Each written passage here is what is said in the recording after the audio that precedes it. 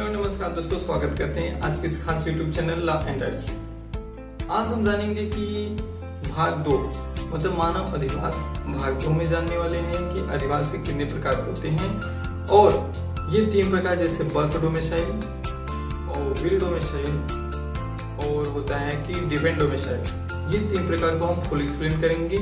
और इसी में हम जानेंगे कि एक विवाहित स्त्री, एक पागल व्यक्ति, एक अवयस्क व्यक्ति, ये किस डोमिसाइल में आएंगे और किसके अंतर्गत ये सब आते हैं। तो इसी पर आज हम चर्चा करने वाले। लेकिन अभी तक जो लोग भाग 2 मानव अधिवास भाग 1 नहीं देखे हैं तो वो डिस्क्रिप्शन में जाएं और हमने लिंक दे दिया है, तो लिंक पर क्लिक करें और देख ले वीडियो को, तभी जाके पार्ट 2 आपको समझ में आएगा। जो लोग अभी तक चैनल को सब्सक्राइब नहीं किए हैं और बेल आइकन नहीं क्लिक किए हैं तो जरूर कर लें, ताकि वीडियो को सबसे पहले आप तक पहुंचे। तो चलिए दोस्तों, हम वीडियो को आगे बढ़ाते हैं। सबसे पहले जानेंगे अधिवास के प्रकार। अधिवास मुख्यतः 3 प्रकार होते हैं: जन्म अधिवास, बर्थ डोमिसाइल, इच्छा अधिवास, विल डोमिसाइल और प्राप्त निर्भर अधिवास, डिपेंड डोमिसाइल। जन्मजात अधिवास। जन्मजात अधिवास को मूल अधिवास भी कहा जाता है। मूल अधिवास जन्मतः होता है।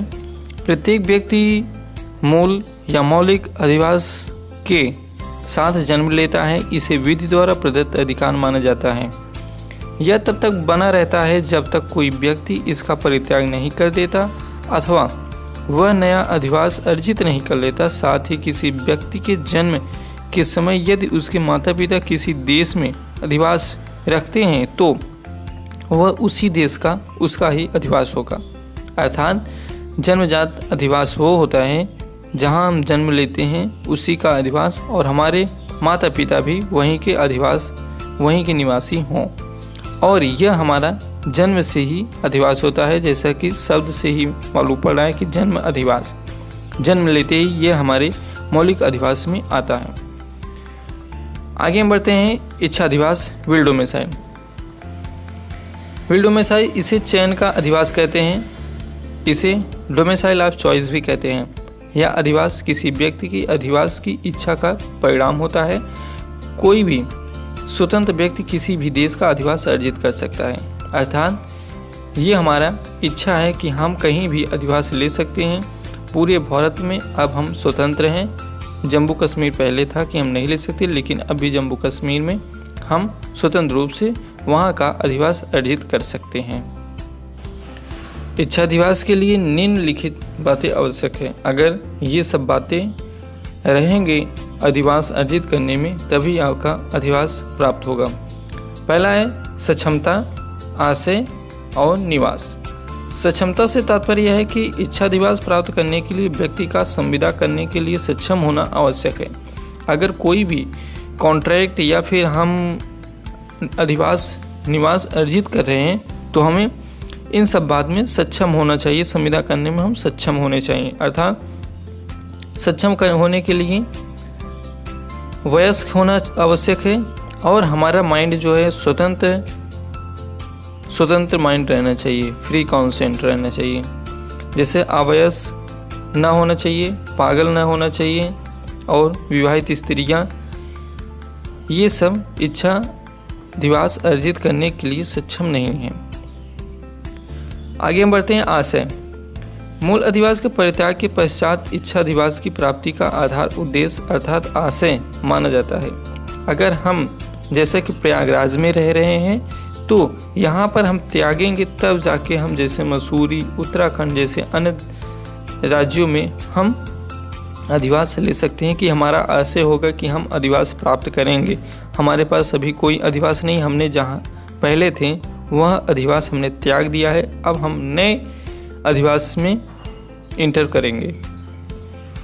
आगे हम बात करेंगे आशय से जुड़े कुछ ध्यान देने योग्य बातें। अधिवास का चयन करने की इच्छा पूर्णतः स्वतंत्र होनी चाहिए। इच्छा उद्देश्य अथवा आशय अभिव्यक्ति, विवक्षित अथवा आचरण पर आधारित हो सकता है। धोखा देने वाली बात नहीं होनी चाहिए। झूठा बात नहीं होनी चाहिए। कोई अभिलाषा युक्त जैसे लालचपन देकर ये सब नहीं होनी चाहिए, और जो उनका आशय होना चाहिए वो करेक्ट होना चाहिए। ये सब ध्यान देने योग्य बातें हैं। इसमें है कि व्यक्तियों को भी इच्छाधिवास वाला नहीं माना जाता। जैसे मतलब ऐसे हमारे भारत में ऐसे व्यक्ति हैं जिनको अधिवास इच्छाधिवास नहीं माना गया है। जैसे हुआ राजदूत ये अगर हमारे भारत के हैं तो इन्हें किसी देश में भेजा जाता है, वो इच्छाधिवास नहीं कर सकते। वाणिज्य दूत विदेशियों से नियुक्त लोक सेवक, विदेशियों से भेजी गई सैनिक टुकड़ियों और उपनिवेशकों में नियुक्त न्यायाधीश, ये सब को इच्छाधिवास वाला नहीं माना जाता। अब हम आगे बात करेंगे थर्ड पॉइंट, निवास। इच्छाधिवास की तीसरी अनिवार्य शर्त निवास है। निवास इच्छाधिवास की पूर्ववर्ती शर्त है। बिना निवास के इच्छाधिवास अर्जित नहीं किया जा सकता। अर्थात जब तक निवास नहीं रहेगा तब तक इच्छाधिवास नहीं माना जाएगा। अगर आप जहाँ पहले निवास करते थे इसकी त्याग आपने कर चुका है तभी आपको इच्छाधिवास अर्जित होगा। आगे हम बढ़ते हैं थर्ड पॉइंट, थर्ड टाइप से परमनिर्भर अधिवास, डिपेंड डोमिसाइल। यह तीसरे प्रकार का अधिवास है। इसे आश्रितों का अधिवास कहते हैं, डिपेंड ऑफ डोमिसाइल भी कहा जाता है। इसमें ऐसे अधिवासी आते हैं जो स्वयं अपना व्यक्तित्व रखते हुए भी विधि की दृष्टि में दूसरों पर निर्भर माने जाते हैं, जैसे कि विवाहित स्त्रियां, अवयस्क व्यक्ति और पागल व्यक्ति। विवाहित स्त्रियां के अगर वे अपने पति के अधिवास को ही हो जाती हैं, अतः विवाह के पश्चात स्त्री का अधिवास उसके पति के अधिवास से हो जाता है। लेकिन विवाह के समय यदि पति अवयस्क है तो ऐसी विवाहित स्त्रियां या पत्नी का अधिवास उसके ससुर का अधिवास होता है। अवयस्क व्यक्ति चूंकि संविदा करने के लिए सक्षम होता है, अतः इसका अपना स्वतंत्र अधिवास नहीं हो सकता।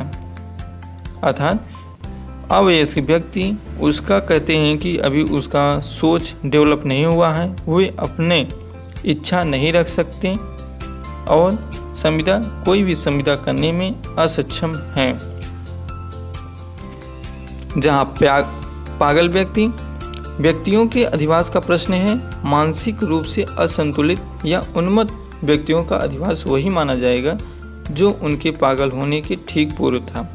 इस संबंध में निम्नलिखित बातें योग्य हैं। जन्मजात पागल व्यक्ति का अधिवास उनके पिता या माता का अधिवास माना जाएगा और वयस्क होने के बाद पागल हुए व्यक्ति का अधिवास उस व्यक्ति का अधिवास होगा जिनकी संरक्षण में वह हैं।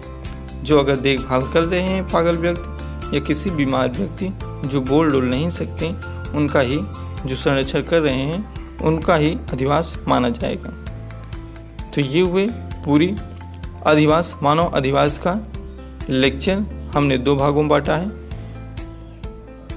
अभी तक जो लोग नहीं देखे हैं फर्स्ट भाग को, वो नीचे डिस्क्रिप्शन में जाएं और फर्स्ट भाग को देख लें, तभी आपको सेकंड पार्ट समझ में आएगा।